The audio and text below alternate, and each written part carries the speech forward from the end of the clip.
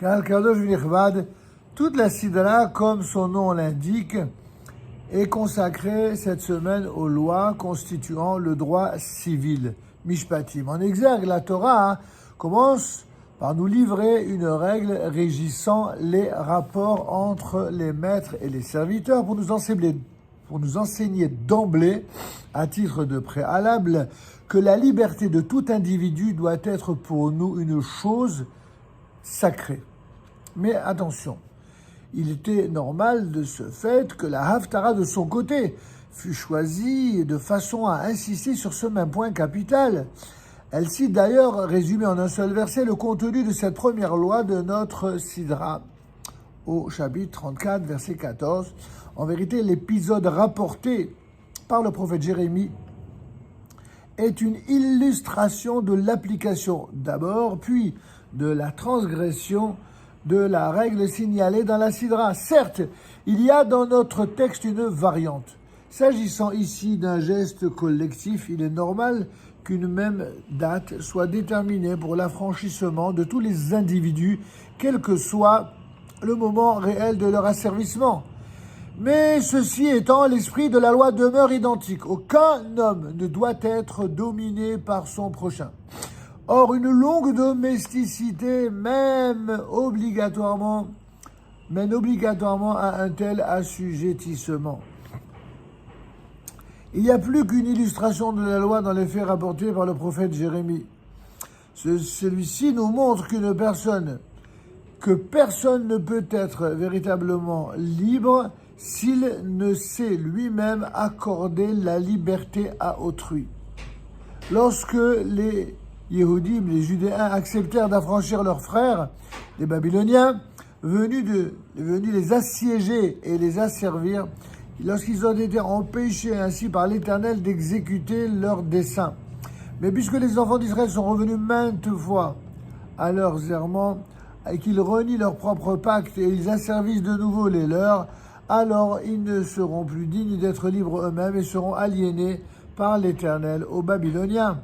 Selon un grand principe de nos sages, Dieu punit mida keneged mida, mesure pour mesure, c'est-à-dire en quelque sorte donnant.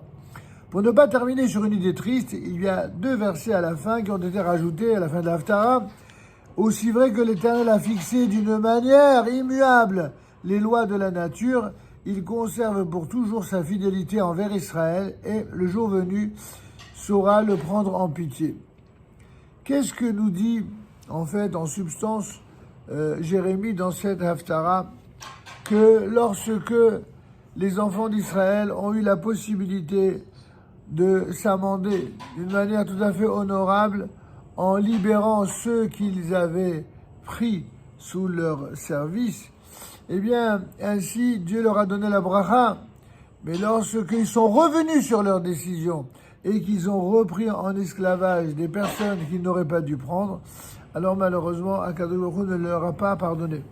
En vérité, dit le texte, plus tard ils revinrent sur leur décision, ils reprirent les serviteurs et les servantes qu'ils avaient précédemment affranchis et les forcèrent à être à nouveau leurs serviteurs et leurs servantes.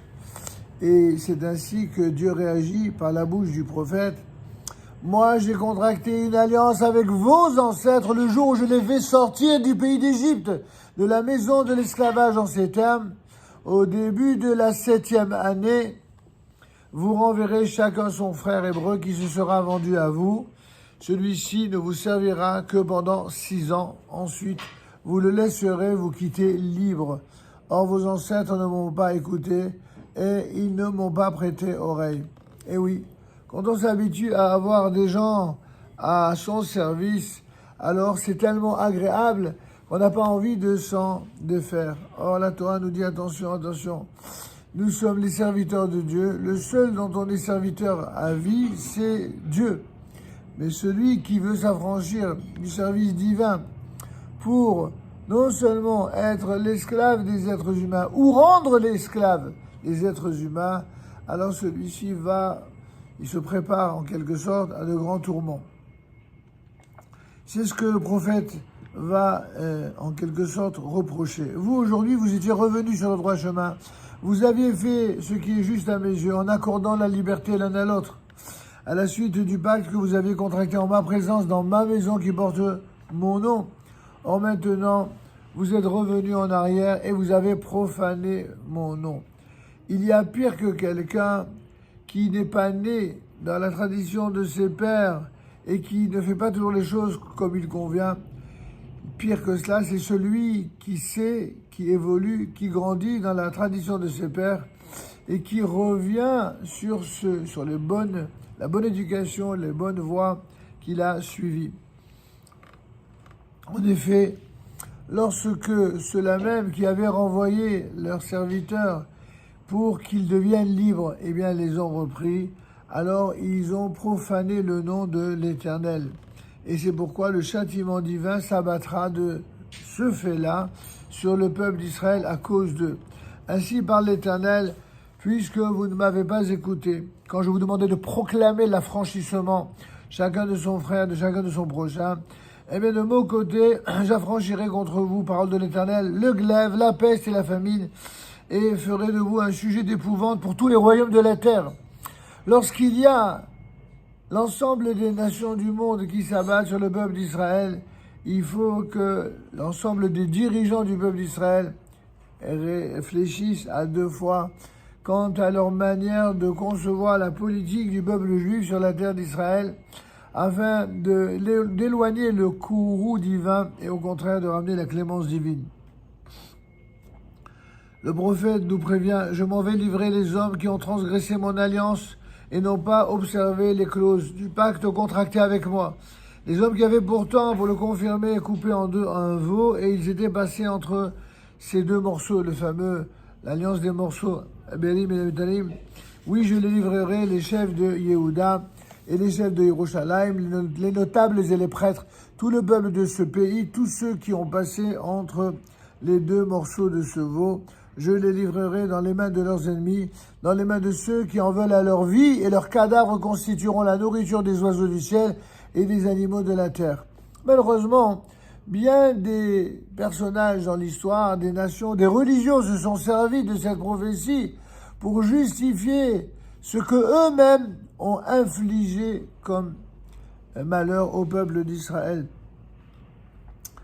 Et en quelque sorte, finalement, ils se sont dit, nous, on est entre les mains du Seigneur, entre les mains de l'Éternel, c'est nous qui ne faisons qu'appliquer les sanctions divines promises par le prophète Jérémie.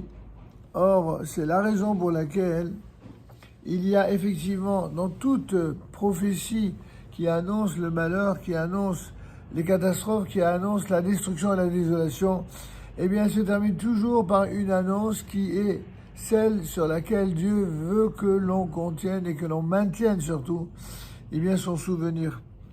Il est dit à la fin, mais en vérité, je les ramènerai de leur exil et je les prendrai à nouveau en pitié. Un peu comme un père qui aime ses enfants et qui parfois est amené à les châtier, pas parce qu'il ne les aime pas, mais au contraire parce qu'il les aime. Et il est dur avec eux. Il est dur avec eux parce qu'il sait que trop de clémence et de gentillesse et de compréhension à l'égard de ceux qui n'ont pas compris des choses essentielles, eh bien, ça les fragilise, ça les met en danger, dans un danger beaucoup plus grave encore. Et c'est à ce titre que l'exil et toutes les affres de l'exil et les malheurs de l'exil, mais aussi les malheurs qui s'abattent sur le peuple d'Israël, même en terre d'Israël, sont souvent le résultat des mauvais choix que les uns ou les autres font. Mais le but de ces sanctions ou de ces difficultés que Dieu nous laisse en quelque sorte nous dépatouiller, nous débrouiller tout seul, c'est pas pour par insensibilité divine, mais au contraire pour nous obliger à nous prendre en main, à prendre notre destin en main et ne compter sur personne d'autre que Dieu lui-même, mais aussi notre dévouement, notre engagement et notre capacité à lutter pour ce qu'il y a de vrai, de juste. C'est cela aussi l'un des enseignements clés de l'Haftarah et qui termine par, en fait, un sujet de bénédiction. En effet, Akadosh Baruch Hu, contrairement justement à ceux qui se sont servis de la souffrance d'Israël pour lui infliger, Il dit au contraire, après toutes ces épreuves, à la fin des temps, eh bien, tous ceux qui, pendant des siècles et des siècles, se seront ligués contre Israël pour leur faire du mal, ils seront eux-mêmes les témoins de ce que je ferai à mes enfants. Je les ramènerai vers cette terre que j'avais promise à Abraham, à Israël, à Yaakov. Et à nouveau, ils pourront ériger un peuple que j'ai choisi pour être exemplaire et une lumière pour les nations. Ce peuple-là, eh bien, c'est à son corps défendant et moyennant de durs tourments qu'il arrive progressivement, au gré des épreuves, mais aussi des réalisations, à devenir plus grand, à devenir meilleur. Et c'est d'ailleurs ce que Israël démontre de manière absolument fabuleuse. Comme je le dis souvent, après tout ce que les nations du monde nous ont infligé depuis des siècles, ce sont les Juifs qui devraient être les plus grands voyous de la terre, ce seraient les Juifs qui devraient être les plus grands terroristes, et au lieu de cela, ils se défendent contre les terroristes, ils deviennent les gendarmes du monde, ils prennent sur eux, et dans une solitude souvent déconcertante, les combats qui en vérité profiteront à l'humanité tout entière.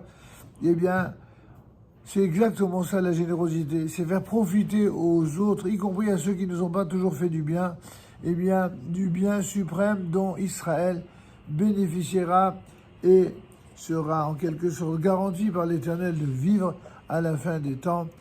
Amen. Shabbat shalom umevorach.